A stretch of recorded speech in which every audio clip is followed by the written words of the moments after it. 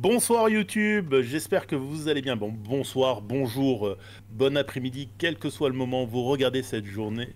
Cette journée. Oh là là. Ah, finalement, je crois qu'il y avait du petit jaune. On va la refaire. Allez. Bonjour YouTube, j'espère que vous allez bien. On est de retour avec l'ami Jérémy. On va vous faire un petit sujet sur l'occasion. Parce que oui, on a décidé de se vendre en occasion. On s'est dit que ça valait pas le coup, que neuf, il y a personne qui nous On achèterait des recycle les trucs vieux. sujets, quoi. On se recycle nous-mêmes. Déjà qu'on parlait, parce que oui, bien sûr, il y avait un avant cette vidéo, et si vous vouliez assister à la brillante discussion qu'on avait justement au sujet de la préco qui est lancée sur le site de Bullcocker de Dernier Droïde, et ben il fallait être avec nous en live, soit sur Twitch, soit sur YouTube. Et voilà, vous auriez appris plein de choses, notamment sur l'existence d'un robot Alain qui cherche à envahir le monde. Voilà, c'est des pépites, comme on dit dans le milieu. Mais là, on va parler du marché de l'occasion. Et, bah, écoutez, comme à l'accoutumée, on ne va pas demander à Jérémy comment est-ce qu'il va, et on va directement lancer le sujet. Alors, Jérémy, est-ce que l'occasion est un danger pour le monde du jeu de société? Oui, merci d'avoir suivi cette vidéo. La semaine prochaine, c'était un TikTok. Non. Bon, alors bonsoir YouTube, évidemment. Bonsoir Nico. Et oui, l'idée m'est venue parce que il y a eu plein d'articles ces derniers mois, notamment sur le secteur du livre et l'impact du marché de l'occasion dans le livre. On a vu des projets, alors je sais pas si c'était des projets de loi, mais en tout cas ça a été discuté, il y a eu des politiques qui s'en sont saisis, des libraires qui s'en sont saisis aussi, sur le fait de taxer ou pas les livres d'occasion, notamment pour rémunérer les auteurs et les éditeurs de livres. Parce qu'il faut savoir que actuellement le marché du livre d'occasion représente, d'après les chiffres donnés par le syndicat du livre, euh, un peu plus de 20% ou environ 20% du secteur, ce qui représente quand même un cinquième. Et donc, dans un marché qui se veut de plus en plus tendu et compliqué, avec toutes ces crises, etc., ben, un cinquième du chiffre d'affaires qui s'envole pour les droits d'auteur, pour tout ça, ça devient une manne financière peut-être à chercher de ce côté-là.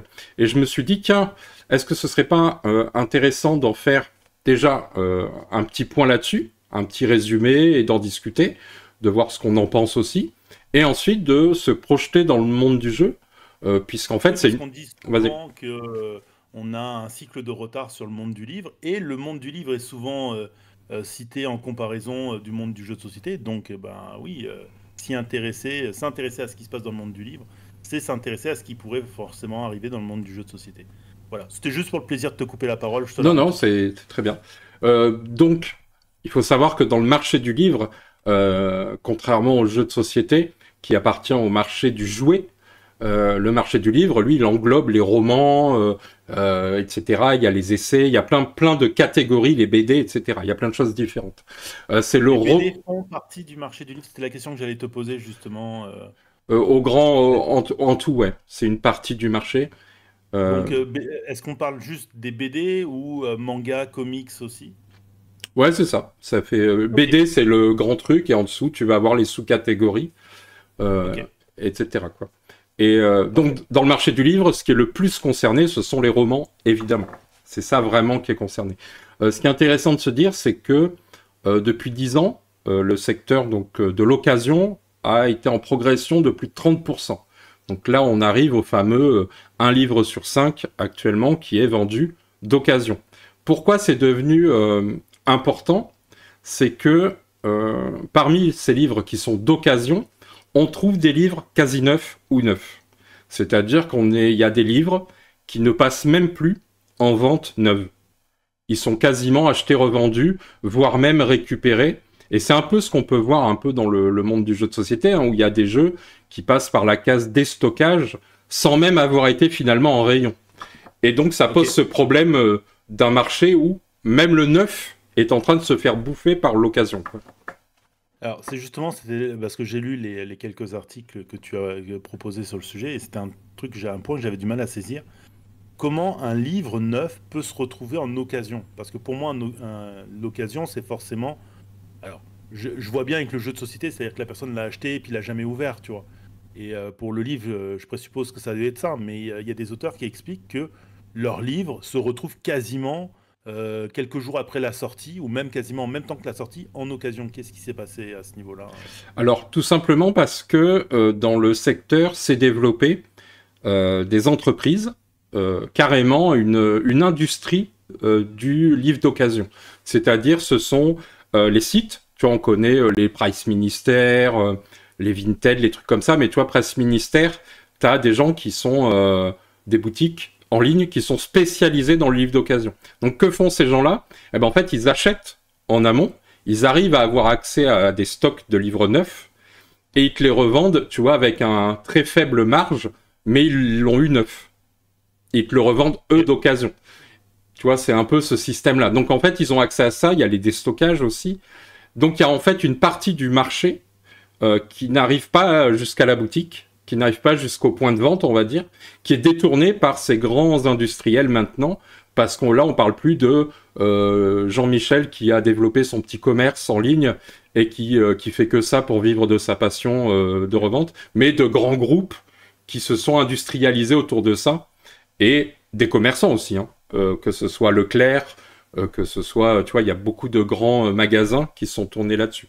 Et pour aller dans ton On est, sens, oui, vas-y. on est donc pas dans le cas que nous décrit Mafalda, c'est-à-dire quelqu'un t'a offert un livre que tu veux pas et tu le revends. C'est pas ça. Là, tu parles Voilà, vraiment de palettes de livres c'est ça. qui normalement auraient dû aller en grande distribution.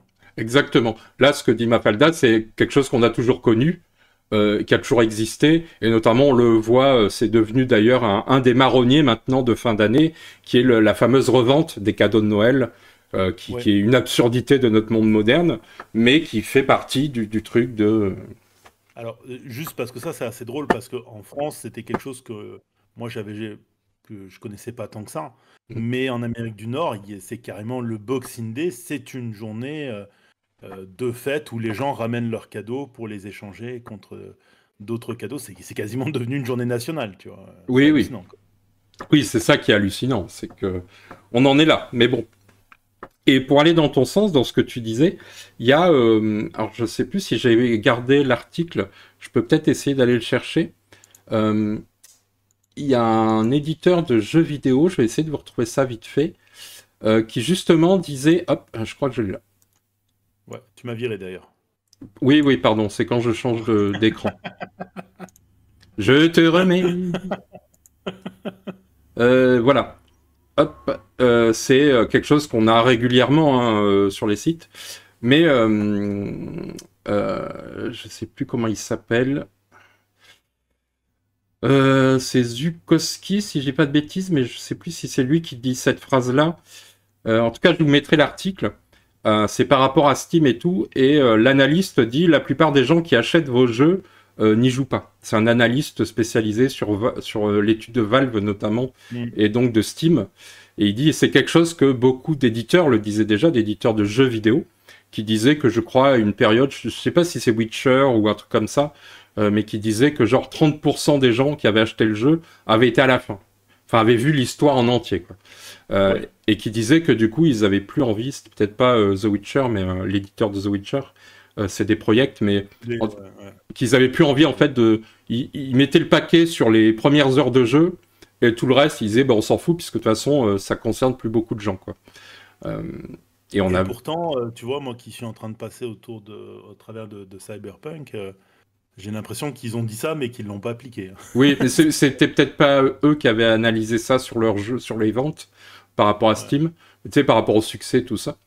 Non, mais Mais de toute façon, tu te vois en ce moment, il y a beaucoup de vidéos. Il y avait Iconoclast qui en avait fait une, je crois que c'était il y a 2 mois de ça, où justement il passait au travers de ce que nous on appelle la pile de la honte, mm, c'est-à-dire les jeux qu'il avait achetés sur Steam et qu'il avait pas joué, quoi. Donc, ouais, ouais, non, il y a beaucoup de gens qui achètent sur Steam des jeux et qui les stockent dans. Je crois qu'il y a un nom pour ça, c'est le backroom, je crois, quelque chose comme ça. ouais. Et lui, il appelle ça la collectionnite aiguë.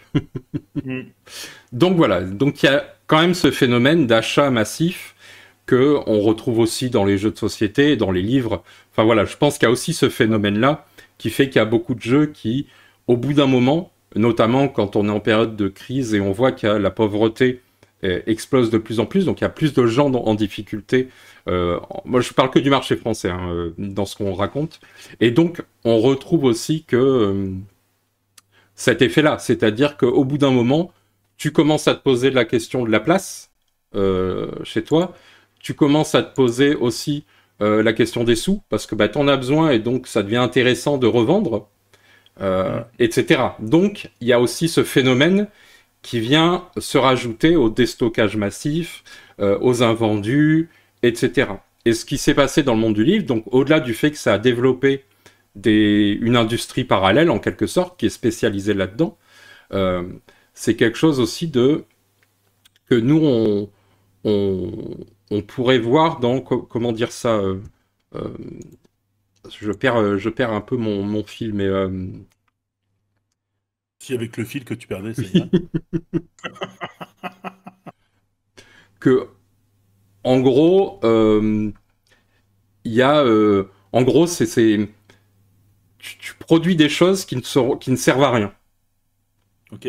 Et ça alimente que des industries pour rien. Enfin, tu vois, on est dans un système comme ça un peu absurde et les gens se disent mais comment on va se faire de l'argent là-dessus? Puisqu'en gros, c'est une perte directe, puisque on le rappelle, que ce soit dans le monde du jeu de société, mais aussi dans les livres ou les jeux vidéo, les auteurs ne touchent de l'argent que quand le jeu est vendu en neuf. Ouais. Tout ce qui est marché parallèle d'occasion, ils touchent zéro. Mais il faut quand même, ça fait un petit moment que les marchés parallèles, moi je vois le nombre de friperies qui sont ouverts sur Nice, c'est impressionnant. Et ce qui est fascinant à voir, et d'ailleurs ils en parlent un petit peu dans les articles, c'est un peu ce que pointent du doigt les auteurs, c'est-à-dire que la friperie, on a souvent l'idée que justement ceux qui ont un faible portefeuille y vont, souvent des étudiants et tout ça, et effectivement je connais beaucoup d'étudiants qui... parce qu'en friperie, la plupart du temps, en plus, tu as un prix au kilo Oui. du vêtement. Tu vois. Donc c'est vrai que c'est super intéressant. Mais moi, j'ai 2-3 fois, je suis allé dans des friperies où tu le vois bien aux gens qui sont là. Il n'y a pas que des étudiants, il n'y a pas que des faibles portefeuilles. Et de plus en plus de personnes y vont. Mais tu as aussi... alors, ça, c'est souvent le discours que tu as dans le milieu du textile. Je ne sais pas comment c'est dans le milieu du livre. Mais tu as souvent cette espèce de discours de oui, mais bon, finalement, les vêtements que tu achètes neufs, au bout d'un mois, ils sont tout abîmés et tout. Donc ça vaut quasiment pas le coup de les acheter neufs, autant les acheter d'occasion. Est-ce que tu as ce genre de discours-là aussi dans le... Parce que dans le monde du jeu de société, il y a les gens qui vont te dire ouais, ben là, le jeu, il est trop cher. Je vais attendre 1 ou 2 mois, il va être en déstockage, et puis je vais l'acheter en déstockage, tu vois.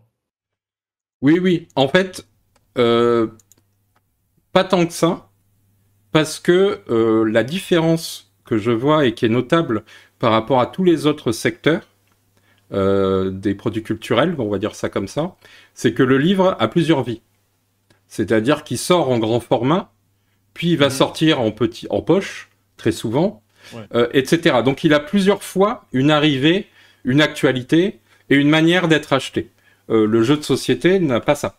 Il sort une fois et quand il est mort, il est mort. Il n'y a pas de... seuls les jeux qui reviennent sont les jeux qui sont à succès. Mais il a une double sortie aussi, le jeu de société, parce que tu parles des différentes sorties, donc le grand format, le format de page, et tu as le format numérique. Bon, bah, le jeu de société aussi, de plus en plus, ceux qui fonctionnent ont leur version numérique qui arrive, tu vois.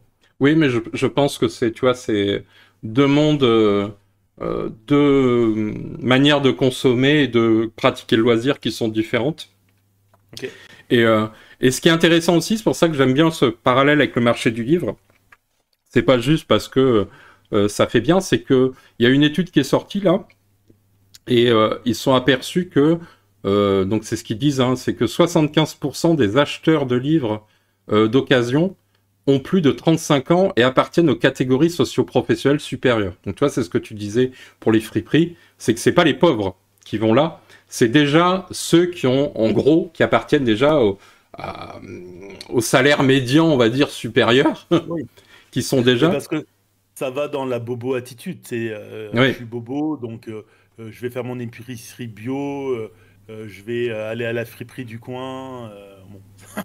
C'est un peu ouais, le ouais. chemin du dimanche, tu vois. Et je pense aussi que c'est parce que, dans les études aussi récentes, c'est que les gens qui lisent, en fait, sont des gens qui sont déjà cultivés et habitués à lire. Et c'est un peu l'impact assez étrange des livres d'occasion de ce marché-là, c'est qu'en réalité, il ne fait pas rentrer plus de nouveaux lecteurs.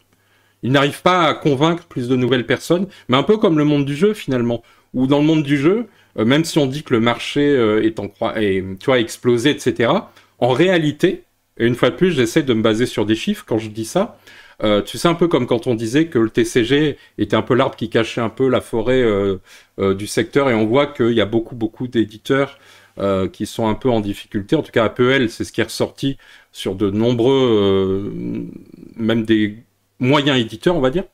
Et moi, j'en ai, voilà, il y en a 4-5 voilà, qui avaient un peu le nez, c'était un peu chaud. C'est aussi qu'il y a... merde, je me suis encore perdu. Putain, je perds, mais je perds le fil. Je sais plus sur qu'est-ce que je disais. Parler de l'arbre qui cachait la. Ah oui. Ah, est-ce que c'est l'heure du dodo? Non, pas encore. Non, mais ça doit râler. Ah, parce que je me suis dit, tiens, il y a quelqu'un à qui on a dit d'aller au lit. Et non, c'était le côté où, pareil, dans le jeu de société, on dit, ouais, il y a plus de gens, il y a plus tout ça, mais en réalité, quand tu regardes les chiffres, ça revient à la BD, tu sais. Ah, vas-y. Je vais te laisser 30 secondes, je vais revenir. Ouais, vas-y. Quand on regarde les top ventes, euh, on est sur, en fait, le différentiel entre les top ventes, si on prend dans les BD, parce que c'est celui que j'ai en tête, mais ça peut être dans le marché du livre aussi, les best-sellers, genre Astérix ou tout ça, ben, on sait qu'Astérix, c'est 1 million, ou je sais plus combien, c'est plusieurs millions d'albums vendus. L'année où il y en a Astérix, c'est Astérix qui va être numéro 1 des ventes. Et quand on regarde le top 10 des ventes, et ensuite tous ceux qui sont en dessous, il y a un écart qui est phénoménal et monstrueux.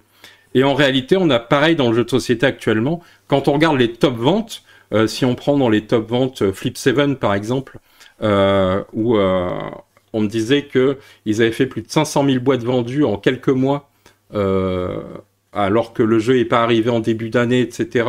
Ce qui est phénoménal, c'est énorme dans le monde du jeu. Si on prenait Skyjo qui était à 1,2 million, les Uno qui sont à plus d'1 million aussi, Cracklist, etc., etc.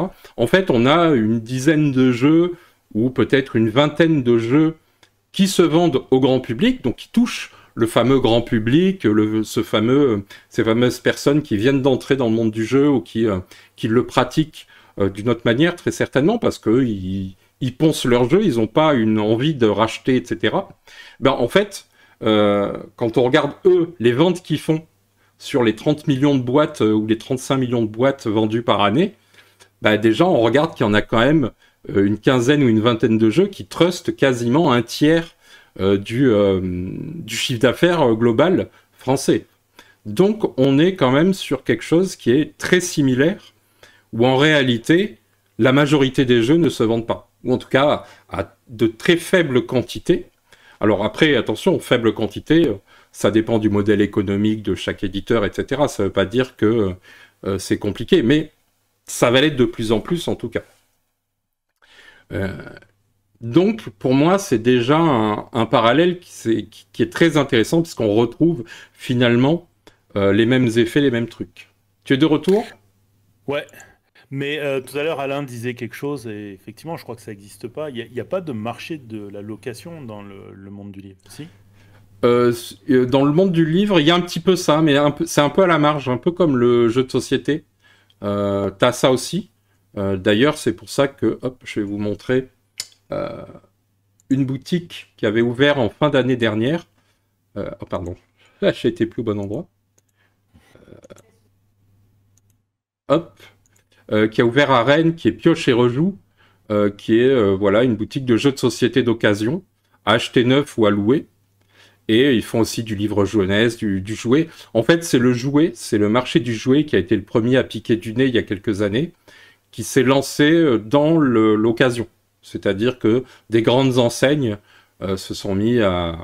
Des supermarchés, des grandes enseignes de jouets, se sont mis à faire de l'occasion de plus en plus. Donc à récupérer, à racheter des invendus ou des jouets que vous ne vouliez plus pour les revendre, les réhabiliter, etc. Et notamment King Jouet, hein, qui est King Jouet est celui qui essaye le plus d'aller dans ce sens. Ils ont un vrai département dédié à ça. C'est eux aussi hein, qui ont le fameux King Dult là, donc un rayon pour les kidultes, donc pour les jouets et jeux de société pour adultes. Pareil, ils visent hein, ce nouveau public, puisque il y a encore eu les derniers rapports, la natalité est encore en berne, et il y a de plus en plus de gens qui assument ou qui n'ont plus envie, qui assument de ne pas vouloir d'enfants, qui n'ont plus envie d'avoir d'enfants. Et donc on est dans cette dynamique-là aussi, qui va impacter mécaniquement, hein, c'est les ventes des jouets pour enfants. Principalement, je pense, ça va être les jouets premier âge, etc. Mais le reste, c'est pour ça qu'on a de plus en plus de licences, hein, parce que on s'adresse aux adultes et donc du coup, on s'adresse aux souvenirs des enfants qui sont maintenant adultes, qui vont aller et qui ont les moyens de se payer les jouets qu'ils n'ont pas eu quand ils étaient petits ou de retrouver ce qu'ils n'ont pas eu. Et c'est pour ça que c'est ce qui cartonne le plus, c'est le licensing et notamment les années 80, on le voit, hein, c'est les années 80. On va avoir là les années 90 prochainement, et ainsi de suite. En fait, je pense que par décennie, ça va suivre, puisque ça s'adresse aux trentenaires, 35, 45 ans, je dirais. Et tu vois, pourtant, c'est étrange parce que on a des brocanteurs depuis des années et des années, hein. C'est quand même un métier qui existe depuis un petit moment. Et pourtant, les brocanteurs ne m'ont jamais dérangé. Mais là, quand je vois justement des, euh, des magasins qui se spécialisent dans le jeu d'occasion, je sais pas, j'ai comme un tic qui se produit. Alors que, pareil, à Nice, il y a une célèbre boutique qui fait du livre d'occasion depuis des années et des années. Puis alors, le monsieur fait du livre d'occasion, mais il fait surtout, tu sais, du vieux livre, puis édité, du livre de collection et tout ça. Mais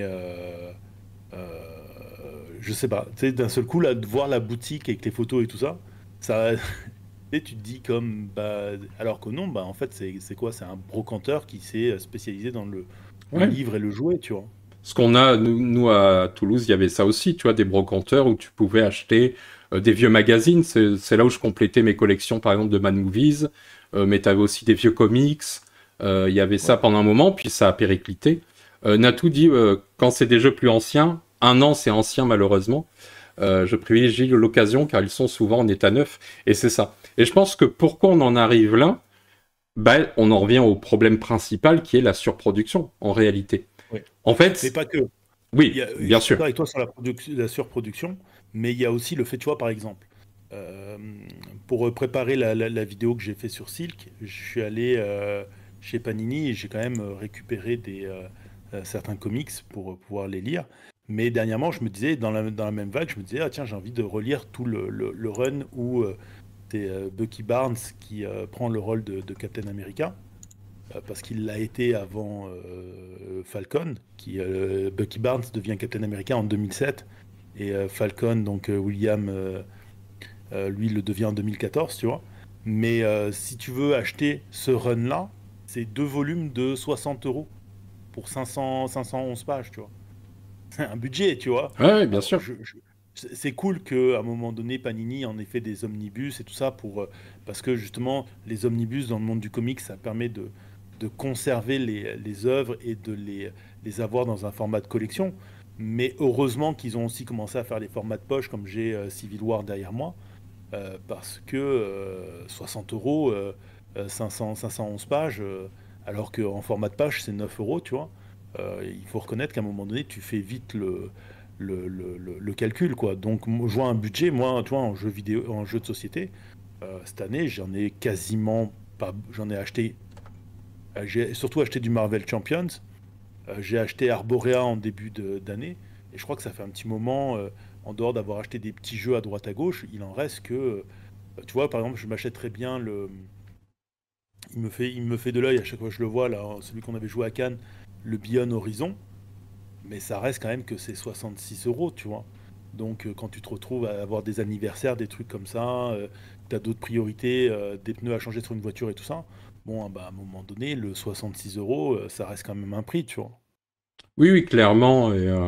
Et ça, euh, il y a... Salut Laurent. Donc, je Euh, comprends la personne qui à un moment donné attend et se dit, bah, je vais attendre un an pour ce jeu-là, j'en ai pas l'envie d'y jouer tout de suite, tout de suite, tout de suite, donc je peux attendre un an, et dans un an, je l'achèterai à moitié prix, tu vois. Et oui, bien même sûr. si effectivement, moi je comprends aussi du côté des éditeurs que ça les fasse râler, parce que d'un autre côté, bah ouais, mais la marge qu'eux ils se font, je pense elle doit plus être. Je sais pas si elle est toujours la même ou pas. Est-ce qu'ils se font la même quand quelqu'un vend le jeu à moins 50? Bah, j'imagine que oui. C'est-à-dire Ok. que ils te le rachètent à pas cher, tu vois. C'est un peu comme les, tu sais, les trucs où tu revendais tes jeux vidéo ou tes trucs comme ça. Bah, en fait, quand tu revendais comme ça ou sur le bon coin, bah, tu revendais pas au même tarif, quoi. donc, Ouais. euh, donc je pense que oui, il y a quand même ça, ça qui compte. Après, peut-être que la marge, elle est de 30% au lieu de 50, je sais pas, mais en tout cas, elle est forcément plus ou moins équivalente là-dessus. Ouais, mais Et du coup, ça rentre pas dans les chiffres de ton jeu, il s'est bien vendu, tu vois, ah peut-être. non, Des fois, ça compte pas du tout, quoi. ouais. Oui, oui. Ouais, donc je comprends que les éditeurs râlent là-dessus, tu vois, mais bon, Bah, après, effectivement, il y a trop de jeux qui sortent, trop de trucs, ça devient compliqué mais de. c'est ça. Et il y a Natou qui disait c'est plus la Alors, tu vois, surconsommation que non, Alain, le. il dit bien sûr que non, que ça veut dire que je l'ai revendu à moins 50%. Ah, j'ai pas compris. Non, là on parlait d'occasion. Voilà. Que non, parce que je l'ai revendu à moins Oui, 50%. c'est quand Pardon. lui il déstocke, il l'a vendu aussi moins cher. Ok. Forcément que. Excuse-moi, tu lisais Natou. Ouais, Natou disait c'est plus la surconsommation que la surproduction. Moi, en fait, non, je pense que c'est la surproduction parce qu'en fait, Ouais. c'est un système de vase communicant. C'est-à-dire que t'en as trop qui arrivent et donc les boutiques et les gens, même s'ils surconsomment, ont du mal à absorber tout ça. Et donc, ça se déverse mécaniquement. C'est-à-dire qu'il y a quelques années, quand tu revendais un jeu de société, tout le monde passait par Ocaseo, parce en tout cas les gens qui connaissaient le secteur, tu vois, les passionnés, parce que t'étais sûr de le revendre, ou en tout cas de trouver un acheteur, c'était facile et c'était le meilleur endroit pour ça. Aujourd'hui, même Ocaseo, qui a maintenant une chaîne, hein, vous pouvez aller voir leur chaîne YouTube, où régulièrement, d'ailleurs, la dernière vidéo d'Ocaseo, où il parlait des jeux les plus recherchés par les gens, ce qui était intéressant parce que dans les top recherches, ce sont des gros jeux, des fameux jeux d'IA experts, etc. Donc ça veut aussi dire de qui encore fait des recherches sur ce genre de site. Mais maintenant, la majorité des gens, même ceux qui voudraient revendre, te disent que sur Ocaseo, c'est compliqué. Sur Ocaseo, les prix sont des fois abusés. Et donc les gens se rabattent où? Sur Vinted, parce que sur Vinted, ça va partir beaucoup plus vite, etc. Ils commencent déjà à avoir les fameux, ce que j'appelais l'industrie de l'occasion, qui a déjà pignon sur rue. Et donc pour moi, c'est juste des vases communicants. C'est-à-dire que si tu as moins de prod, bah, t'arrives pas à tout cet engorgement à tous les niveaux, quoi. Oui, alors, tu sais, j'irais peut-être moins que toi dans le. On voit qui c'est qui va sur ce genre de site. D'un autre côté, on va pas se mentir, hein, tu cherches un skijo, tu vas pas aller regarder sur Caseo, quoi. Non, mais il y a quelques années, c'est là où tu aurais été. Tu vois. C'est ça que je voulais dire. C'est que même Ocaseo est devenu très engorgé là-dessus. Et qu'en fait, quand tu regardes les top recherches, ou les jeux les plus Et attendus, etc., c'est là où moi je serais d'accord avec Natou dans le cas de Ocaseo. C'est-à-dire que pour moi, Ocaseo, c'est plutôt le syndrome de la surconsommation parce que les gars, en fait, ils vendent sur Ocaseo, j'en connais un paquet qui font ça, pour libérer de la place dans leur ludothèque pour acheter des nouveaux jeux. Donc forcément, qui c'est qui fait ça? Ce sont les fanatiques du hobby et les fanatiques de la nouveauté, et dont quelque part, on va pas se mentir, hein, moi aussi j'en fais un petit peu partie, hein, parce que je suis toujours très content de pouvoir tester des nouveautés. Mais voilà, ça, là on est dans la surconsommation, tu vois, donc où à un moment donné, on finit par acheter des jeux et on y joue deux, trois fois, puis après on le met sur Ocaseo pour le vendre, pour libérer la place pour acheter un autre jeu, tu vois. oui. Sauf que si tu veux vendre vite, tu vas sur Vinted. Oui, bon, après, Voilà. moi, je t'avoue, je passe même pas par Ocaseo. Oui, oui. J'ai du mal à vendre mes jeux, j'ai plutôt tendance à les donner à des associations qui à les vendre, mais bon, ça, c'est ma problématique. Il faudrait peut-être que je commence à me mettre à les vendre, effectivement. Oui, oui. D'ailleurs, je vous ai mis là, pareil, à Cherbourg. Ça date du mois de mai. L'ouverture d'une boutique solidaire, justement, qui vend des jeux et des jouets d'occasion. Voilà. Et c'est pour le Secours catholique aussi. Donc, c'est une boutique Mais qui crée du lien. tu vois, moi, je me suis toujours posé la question pour comment ça se fait que dans le jeu de société, ça n'existe pas un système à la Micromania, tu vois. Ben, c'est justement ça, est-ce que, comme on commence à avoir des boutiques maintenant spécialisées dans la seconde main, est-ce qu'on va pas avoir de plus en plus de ça? Tu vois, est-ce que ce marché-là est en train de se développer ou pas? Parce que il faut revenir à la chose d'origine, c'est qu'on n'est pas le marché du livre. On n'en est pas Non, encore là, tu vois. C'est juste, non. est-ce que ce qui est en train d'arriver au marché du livre est en train, enfin, va arriver dans le marché du jeu de société et se poser la question de comment y réagir, quoi y faire, parce que de toute façon, que ce soit dans le marché du livre, on l'a vu, hein, je ne sais plus où j'ai l'article, mais il y a 13% de nouveautés en moins, là, sur l'année dernière. Oui. Donc, il y a un réajustement du marché, et c'est ce qui est en train de s'opérer aussi dans le marché du jeu de société, du jeu de plateau, je précise, qui est plutôt là où le réajustement va se réopérer. Et j'ai l'impression qu'il y aura moins de nouveautés cette année que les autres années, même si, je le répète, il y a quand même un flot. Là, moi, ce que disait Simon vendredi, là, que quand je l'ai vu, il me disait que là, ils s'attendent à. Avant Vichy, il me disait qu'il a genre 150 nouveautés à jouer et à voir. Et c'est les jeux qui arrivent là pour la fin d'année. Et il y a pas que ces 150 là, quoi. Donc il y a quand même un flot. Ça s'est calmé l'été, mais ça va arriver, ça va déferler, quoi. Ouais. Bon, il y a. Bon, de toute façon, l'occasion, on va pas se mentir, ça fait un moment que c'est là. Et tu vois, même, on en parlait, je viens d'en parler, je veux dire, de Micromania. Mais t'as vu qu'ils ont fait machine arrière, parce qu'à un moment donné, ils parlaient de justement arrêter le fait de racheter les jeux. Et bah, au final, non seulement ils n'ont pas arrêté, mais en plus, maintenant, ils en refont la pub comme ils en faisaient à un moment donné. Comme quoi, venez à Micromania plutôt que d'acheter vos jeux dématérialisés, nous on va vous les racheter, tu vois. Alors ils ont augmenté les prix. Parce que j'ai vu maintenant, si tu veux acheter un jeu sur Switch 2, tu ramènes tes vieux jeux, le jeu tu l'as plus à 29, tu l'as à 39, tu vois. Oui, oui. Une petite J'ai vu aussi majoration de que prix. sur Switch 2, si t'achetais un jeu d'occasion, tu te faisais ban ta console. Donc bon, bref. Inatou disait oui, c'est normal, c'est les jeux les plus chers qu'on cherche d'occasion. Oui, c'est aussi vrai que il y a dans les Mais, recherches, ça veut pas dire ce qu'on achète. Je suis d'accord avec toi.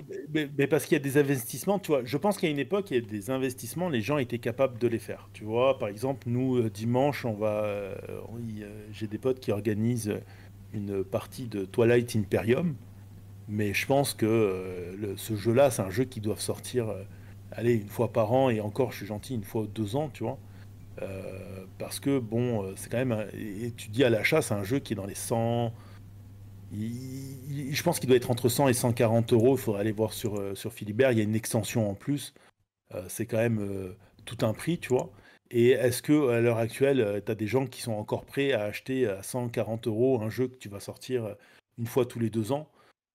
Tu sais, tu sens bien qu'en termes de prix, tu t'adresses plus à tout le monde. Oui, oui. Il y a des gens, ils vont acheter juste le dernier Zombicide, puis ça va être leur jeu, ils vont jouer avec toute l'année, tout ça. Il y en a qui vont acheter Twilight Imperium, c'est le seul jeu qu'ils vont jouer pendant 5 ou 6 ans. Mais c'est vrai que dans le secteur du jeu de société, il y a, tu vois, par exemple, là, il y a El Burro qui vient de sortir. Bon, bah, je suis sûr que la plupart des gens qui ont acheté El Burro, ils vont le bosser pendant tout le mois de juillet. Puis au mois d'août, ils vont passer rapidement sur un autre jeu, tu vois. Parce qu'on est aussi dans cette mouvance-là, alors qu'à une époque, on voulait que le secteur ressemble à ce qui ressemble aujourd'hui, bah, un jeu sortait, tu pouvais passer 3 4 mois dessus avant de t'intéresser à une autre nouveauté, tu vois. C'est aussi ça qui a évolué, tu vois. C'est notre consommation a vraiment évolué. Et moi, je trouve ça fou, des fois, de ressortir des jeux ou d'avoir des amis qui sortent des jeux et qu'ils avaient dans leur ludothèque depuis un petit moment, puis qui constatent que le jeu est toujours aussi bon, tu vois, et qui sont contents de ne pas l'avoir vendu.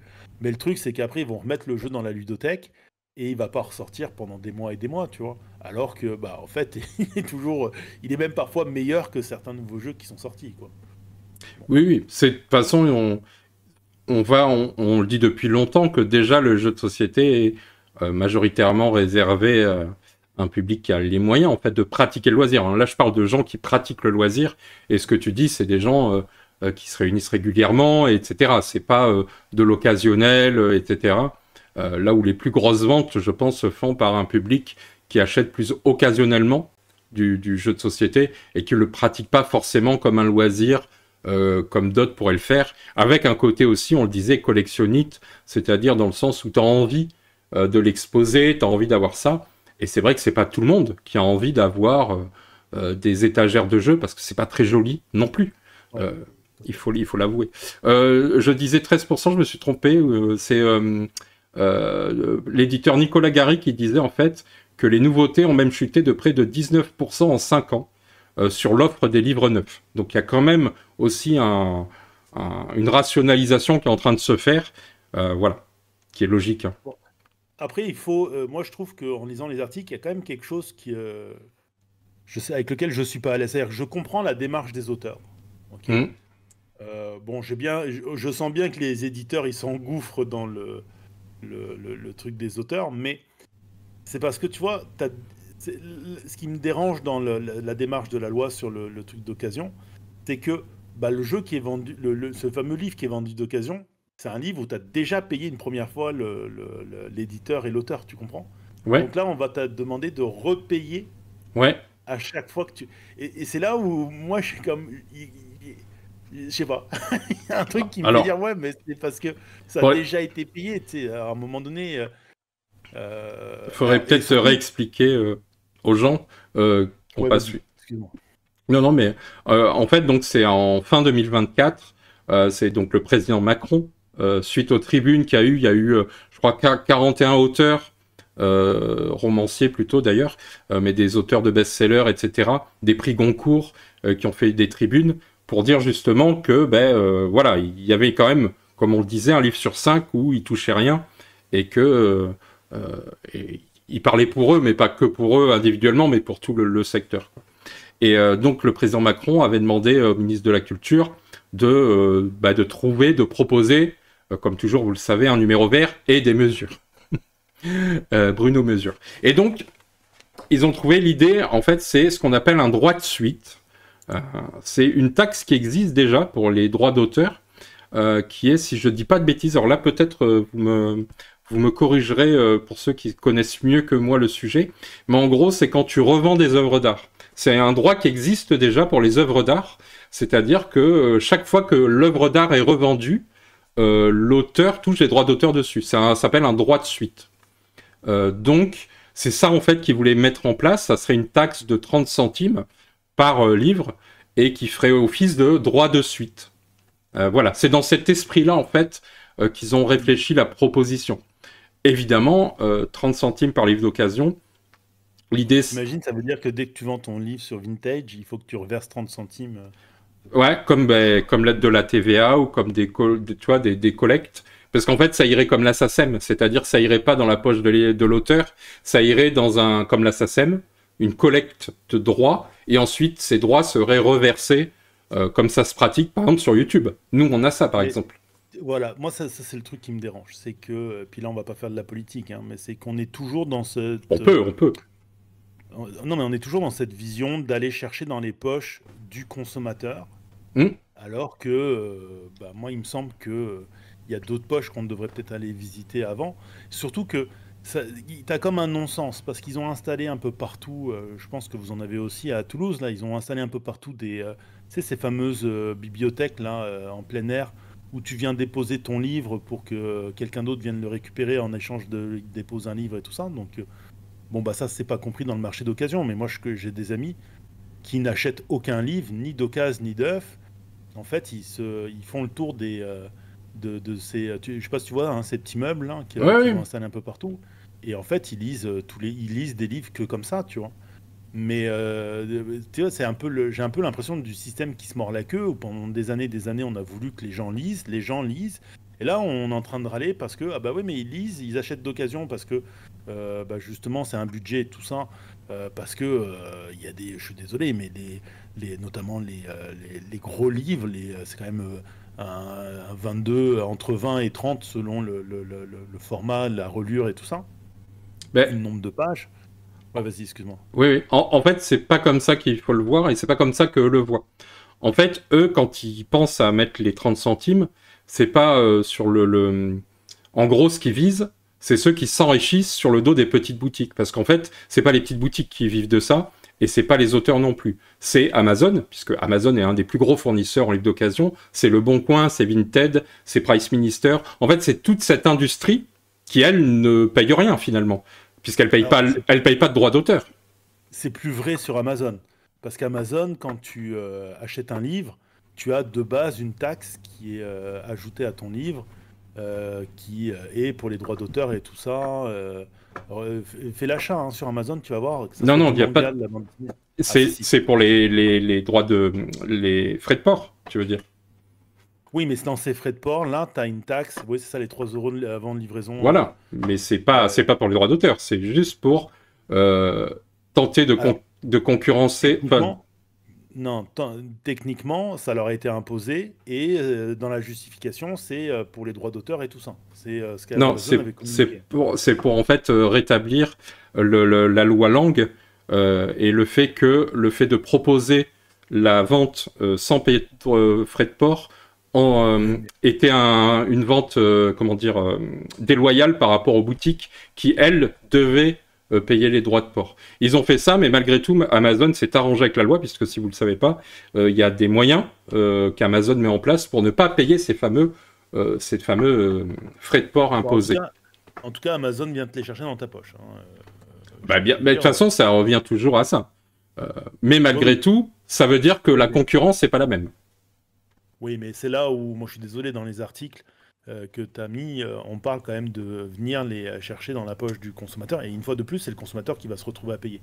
Parce que le consommateur, c'est pareil, hein, c'est comme quand ils font la guerre à Chine. Moi je comprends très bien hein, quand ils font la guerre à Bien Chine ou à sûr. Temu pour le textile, je le comprends. Mais d'un autre côté, c'est super hypocrite quand tu sais par exemple que c'est Castex, pas Castex, excuse-moi, notre ancien, celui qui pendant les Gilets jaunes a été notre ministre de l'Intérieur là. J'ai oublié Lequel? son nom. Oh, j'en sais pas. Ça dépend du matin quand on se lève, donc je ne sais pas. Non, non, mais pendant la période des Gilets jaunes, là, Ah, oui, oui, Castaner. oui.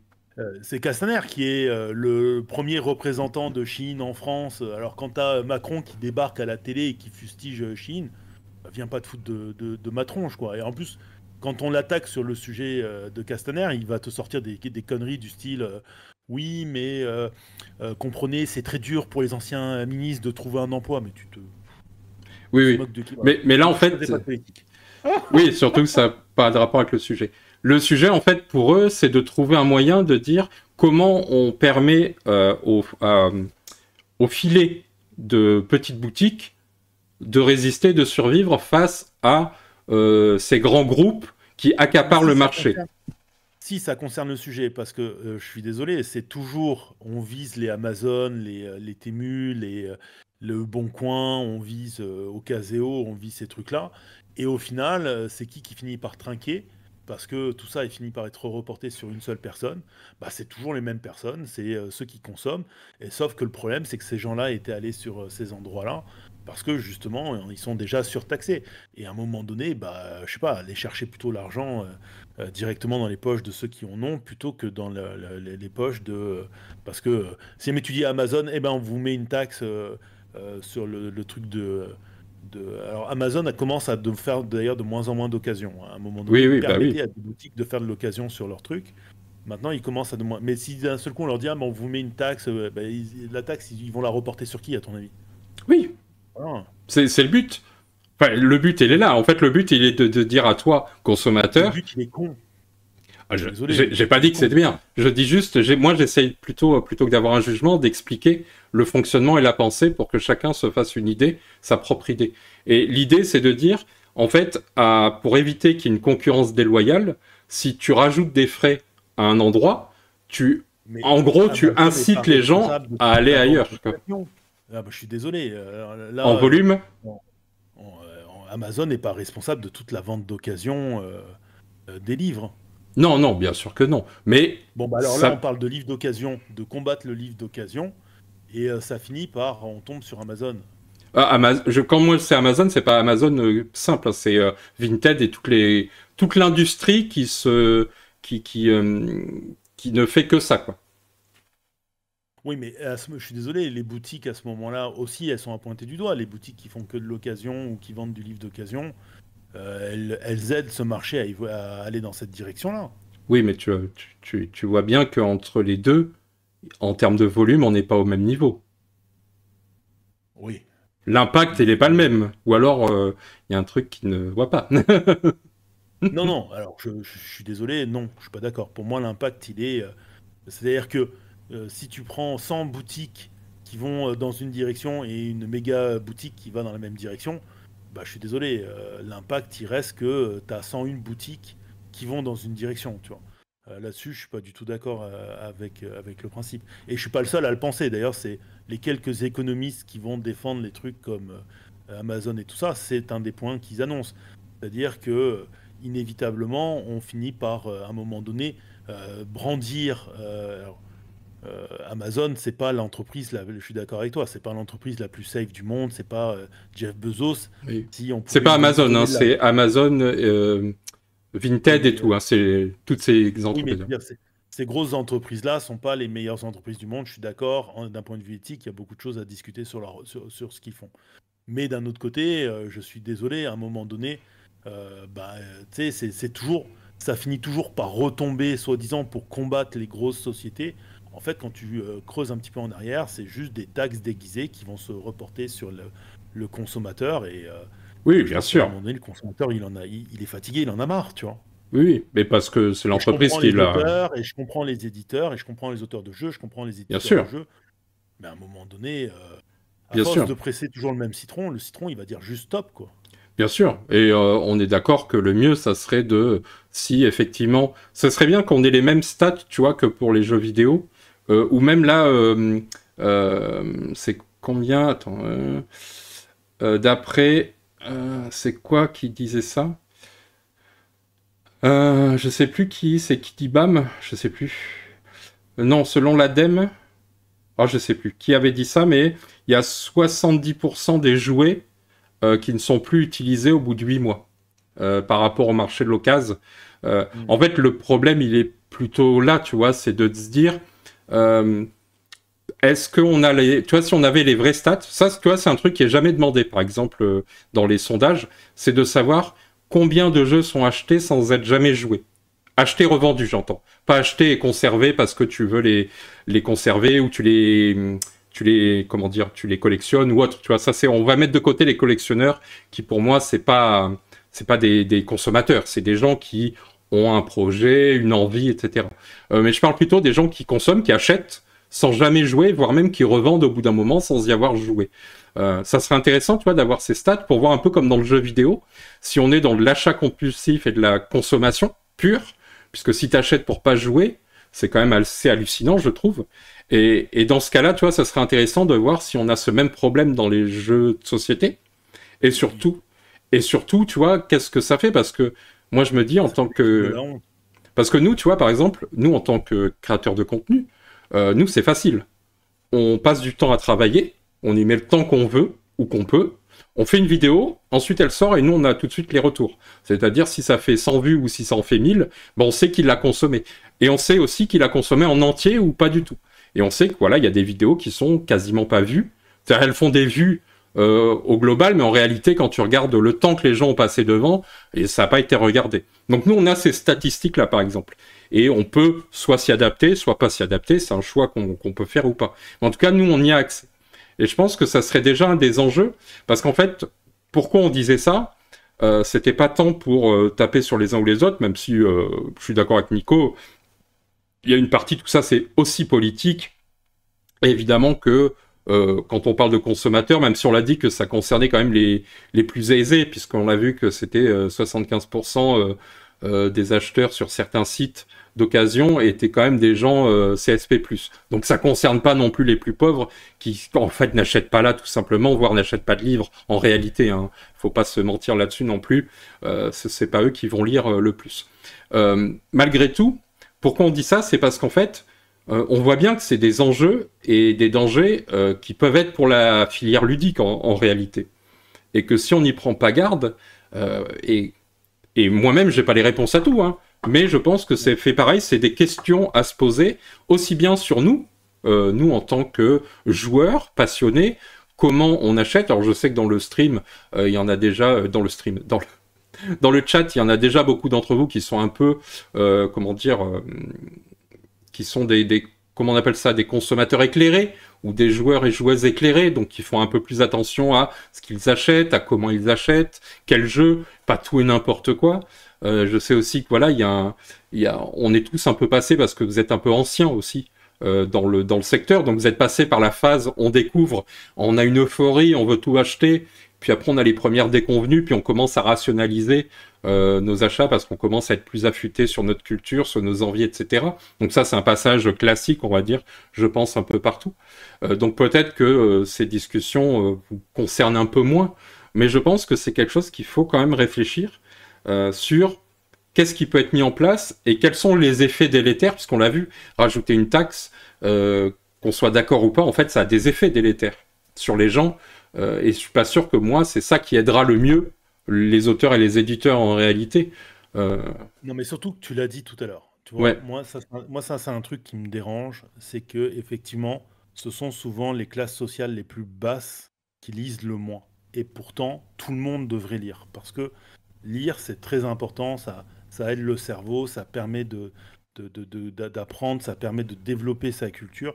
Et c'est là où moi j'ai souvent un problème, c'est-à-dire que tu vois, dans ma tête à moi, c'est compliqué, la culture. Parce que je pense que la culture, elle devrait être au maximum accessible. Sauf que d'un autre côté, c'est que si tu rémunères pas les auteurs, si à un moment donné, ils mangent pas, s'ils n'ont pas du pain à se mettre sur la table, bah, tu vas plus avoir de culture, tu vas plus avoir de création culturelle, tu vois. C'est là où, à un moment donné, je me dis, sauf que le truc, c'est que si tu rends tout le temps tes objets culturels inachetables, tu vois, toi, tout à l'heure, en début de vidéo, on a parlé de. Et je le cite pas parce qu'il est avec nous dans le chat, mais on a parlé de Dernier Droïde. Ok. Dernier Droïde, moi je trouve ça, et je tire mon chapeau à Alain, parce que le travail d'édition de la boîte que moi j'ai vu à Cannes m'a impressionné. Et je m'attendais à ce que le jeu il soit proche des 30 euros. Et Alain nous a dit que le prix conseillé c'était 22 euros, quoi. Ah non, arrête, les cartes sont belles, les petits plateaux joueurs sont très cool, la boîte est vraiment superbement bien dit. Arrête avec ton badge.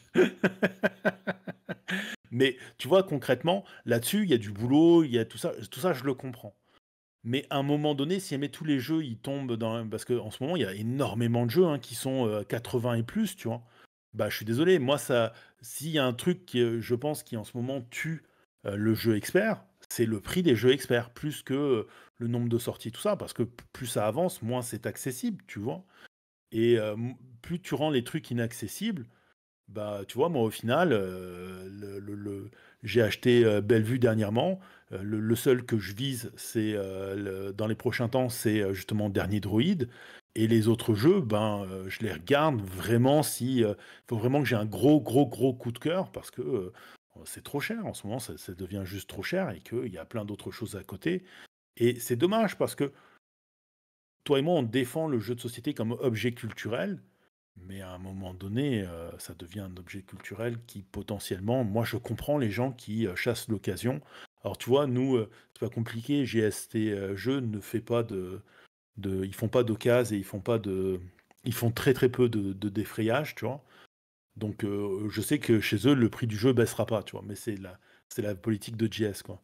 Mais moi, je comprends ceux qui vont aller chercher des zombicides sur Ocaseo et tout ça, mais parce que quand le jeu il arrive en boutique, et je dis pas que le jeu ne les vaut pas, tu vois, je suis pas en train de dire ça, mais je comprends qu'un zombicide, 120 euros quand ça sort, bah c'est quand même une somme, hein. 120 euros, c'est deux Beyond the Horizon, tu vois. Donc à un moment donné, tout ça, ça commence à devenir cher, et je comprends les auteurs de livres, Mais d'un autre côté, moi je comprends les gens qui dans les articles réagissent en disant: «Bah non, je veux pas me faire taxer». C'est un peu comme les gens qui râlent sur les taxes sur les animaux. Bah, je les comprends, tu sais, tu as quand même l'impression à un moment donné que, on va remplir les caisses, on vient toujours chercher dans tes poches, quoi. Je comprends que les gens, ça les fasse râler, même si je crois que la taxe parce que moi je suis emmerdé tous les 4 matins, je bats avec les petits vieux qui passent leur temps à ne jamais ramasser les crottes de leurs chiens, tu sais, pour moi le problème ça a jamais été les chiens, ça a toujours été les propriétaires des chiens. Mais ça, c'est une autre histoire. Mais d'un autre côté, oui, bah, moi, au bout d'un moment, tu vois, Alain dit: «Qui tu veux taxer alors?» Bah, c'est ça le problème, c'est que moi, je voudrais qu'on arrête de taxer les gens, quoi. Ou alors qu'on taxe les riches pour une fois pour toutes, quoi. Parce que là, eux eux, ils peuvent taxer, tu sais, je pense que si tu enlèves 1 000 000 à Jeff Bezos, il s'en rend même pas compte, tu vois? Oui, oui. Après, moi, j'avoue que très souvent, tu sais, il y a des messages dans le métro à Toulouse où on parle, tu sais, des pickpockets, etc. Et My Dream, venez me voler, parce que comme j'ai rien dans les poches, je rêve toujours, tu sais, de me dire la surprise du gars. Eh non, mauvaise pioche. Non, mais on n'a pas parlé. Peut-être si t'es ok, je vais conclure. Mais avant de conclure, on n'a pas parlé de nous, en fait. Même si toi, t'as déjà dit que nous, on prônait une certaine Oui, vision. je suis désolé, je me suis un petit peu emporté, mais parce Non, que non, le t'as le sujet droit. Salut Barakusa. le sujet, sur les taxes et tout ça, au bout d'un moment, je trouve ça, bon, voilà. Il faut pas parler de politique. J'en parle plus. Vas-y, excuse-moi, Bah, continue. c'est la vie de tout le monde. Donc moi, au contraire, hein, je trouve que on peut pas faire abstraction de ces sujets parce que c'est quand on y fait abstraction que finalement on se retrouve à devoir subir ce que d'autres choisissent pour nous. Moi, je pense qu'au Alors, contraire, il faut se juste saisir de ces paroles, quoi. c'est juste avant que tu conclues, tu vois, par exemple, j'ai regardé dans les derniers temps beaucoup de vidéos sur le cinéma. Il faut sauver les cinémas, il faut sauver le cinéma. Mais regarde, je suis allé au cinéma dernièrement voir le Superman avec mes deux enfants.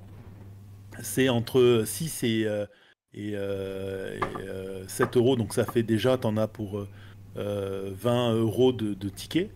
Bon, après, tu es au cinéma, c'est une journée, tu veux prendre du popcorn, c'est rendu 7 euros le truc de popcorn. Donc, tu sais, t'as un ticket. Au final, tu as regardé une séance, j'en ai eu pour quasiment 50 euros, tu vois. Mais, tu sais, au bout d'un moment, bah, moi, je comprends que les gens, ils disent, je vais au cinéma. Bah, moi, tu vois, j'y vais une fois tous les 3 mois, quoi. Mais parce que c'est la grosse sortie, et puis ça commence quand même à coûter cher. Je me rappelle d'une époque où, pendant l'été, avec un ami, on pouvait faire 4 à 5 films au cinéma, mais parce que le cinéma était vraiment beaucoup moins cher que ça. Alors, toi, je sais, tu as l'abonnement, tu sais. T'imagines si moi, je Surtout, dois nous, on prendre n'a pas les places à 7 euros. Tu les as à combien? Alors, si tu mets même pas la grande salle, si tu vas dans la salle classique, je crois que c'est 16 balles ou un truc comme ça. Ok. Mais oui. Mais la place en moyenne, je crois que c'est 7,50 €. Merci Bruno pour le follow. Mais oui, oui. Ben, en fait, il y a nous, c'est-à-dire, quand je dis nous, c'est pas nous deux, mais les médias ludiques. Je pense que une de nos prérogatives, ça devrait être, en tout cas, d'encourager les bonnes pratiques ou ce qu'on considérerait être comme les bonnes pratiques, c'est-à-dire d'aller dans des boutiques ou des canaux officiels, on va dire, un peu plus propres, les boutiques quand on peut, évidemment, mais aussi d'aller, pourquoi pas, dans les canaux solidaires, tu vois, pour les jeux d'occasion, etc. Parce qu'en fait, on peut aller à Emmaüs, on peut aller tout ça, enfin, privilégier un peu des endroits où, justement, il faut pas, en fait, moi, ce qui me fait peur, et quand je regarde les chiffres, c'est pas tant cette surconsommation ou cette surabondance et le fait que ça peut déstabiliser un marché complet. Ce qui me fait peur, c'est, comme tu l'as très bien dit, c'est qu'en fait, on est en train, malgré tout, de freiner l'accessibilité du jeu de société. On l'a freiné du côté du livre, et les décisions qui sont prises vont pas dans le sens de l'accessibilité à tout le monde. Et si on pense que le jeu de société, c'est un produit culturel, donc c'est un accès à la culture ludique, ben en fait, il faut arriver à trouver un équilibre. Et je pense que ça sera ça la conclusion, c'est, une fois de plus, j'ai pas les réponses, hein, mais trouver un équilibre pour cet accès à la culture via l'occasion, d'un côté, le marché de l'occasion, et via aussi la rémunération des créateurs. Je pense que ça ne peut passer que par ces deux axes, et c'est ça tout le défi en fait. Malgré tout, malheureusement, on fait face à des intérêts qui sont divergents des uns et des autres. Ça ne veut pas dire qu'il y a des intérêts qu'il ne faut pas écouter ou qu'ils ont tort. Hein. C'est pas ça du tout que je dis. Ils ont chacun leurs intérêts économiques, le pourquoi ils prennent des décisions, etc. On est dans un monde, on l'a dit, qu'on peut pas résumer à tout est blanc ou tout est noir. Hein. Tout est complexe, imbriqué, etc. Donc c'est pas non plus comme si on pouvait faire ce qu'on voulait et que demain on dit hey, moi je paye mieux mes auteurs et puis je vis très bien et puis j'arrive à vendre ça 3 fois moins cher parce que je passe. Non, ça n'existe pas. Donc on est aussi dépendant des décisions des uns et des autres. Mais je pense que c'est un sujet, alors je sais pas si il y a Alain est encore dans le chat, mais je sais pas, tu vois, si à la Wedge par exemple, c'est un sujet sur le marché de l'occasion qui est sur le tapis. Est-ce qu'ils se sont déjà un peu penchés là-dessus et est-ce qu'ils anticipent en analysant ce qui se passe dans le monde du livre, puisqu'on voit que ça remue beaucoup depuis un an et que ça remonte juste en haut de l'État. Donc ça veut dire que c'est pas rien qui arrive. Et j'aime bien quand même Alain qui revient juste pour dire non, qu'il n'est pas dans le chat. Non, il n'est pas dans le chat ou non, la Wedge n'a pas... Ah, c'est peut-être non, la Wedge n'a pas. Mais voilà. C'était un petit sujet. N'hésitez pas en commentaire à nous dire aussi ce que vous en pensez. On accepte aussi le contenu politique tant qu'il concerne le sujet. N'allez pas nous raconter que machin a dit des conneries ou quoi. Non, ce qui compte, c'est qu'est-ce qui a été fait sur ce truc-là. Et pareil, tu vois, moi, je pense que ça pourrait être peut-être des sujets. Je sais qu'à l'époque du Parti Pirate, on rédigeait ensemble, on avait un forum où on rédigeait ensemble des contenus avec des sources très détaillées, etc. Comment on appelle ça? Du prêt à lire ou du prêt à parler pour nos élus locaux, tu vois, pour nos députés, pour leur dire, ben voilà, quel genre de questions, etc., avec toutes les sources, pour qu'ils aient pas à chercher, etc. Et ça leur donnait des idées pour des propositions de loi, etc., quand nous, on bataillait justement pour la liberté sur Internet, etc. Donc, je pense qu'il y a peut-être des choses à jouer aussi de ce cas-là, de préparer des prêts à écrire qu'on pourrait tous télécharger, puis envoyer à nos propres députés pour qu'ils puissent justement statuer ou amener ces questions-là à l'Assemblée. Voilà. Les éditeurs ont d'autres soucis plus urgents, malheureusement. Oui, je comprends. Voilà. Donc, il précisait que le nom était bien pour la Wedge. Ok. Eh ben, très bien. Donc, n'hésitez pas à nous dire dans les commentaires ce que vous pensez de tout ça. Est-ce qu'on doit taxer l'occasion? Est-ce qu'à un moment donné... ou est-ce qu'il ne faudrait pas trouver d'autres solutions? Moi, j'aurais tendance à me dire que la culture devrait être mieux traitée en France par le gouvernement. Et j'ai l'impression que tu faisais la blague tout à l'heure de la solution de Macron, c'est un numéro vert. Oui, c'est un numéro vert et derrière des taxes. Oui. Et d'ailleurs, petite précision, il y a, vous le savez, la culture et les budgets de la culture ont été sacrément tailladés par beaucoup de mairies. Mais il y a quelques mairies en France qui font de la résistance là-dessus. Donc il y a aussi des élus qui se battent pour la culture et pour garder leur budget de la culture dans leur municipalité. Donc voilà, tout n'est pas non plus perdu. Et il y a encore des gens qui y croient et qui ont encore ça à cœur. Est-ce qu'ils ont rehaussé parce qu'à un moment donné, ils parlaient même de le supprimer, là, le pass culturel pour les étudiants? Non, ils l'ont pas rehaussé. Il a été supprimé pour les plus jeunes et il est que pour les étudiants. Mais oui, c'est quelque chose qui très certainement est voué, je pense, à... Ouais. Mesdames, messieurs, on vous souhaite... Voilà, à la revoyure.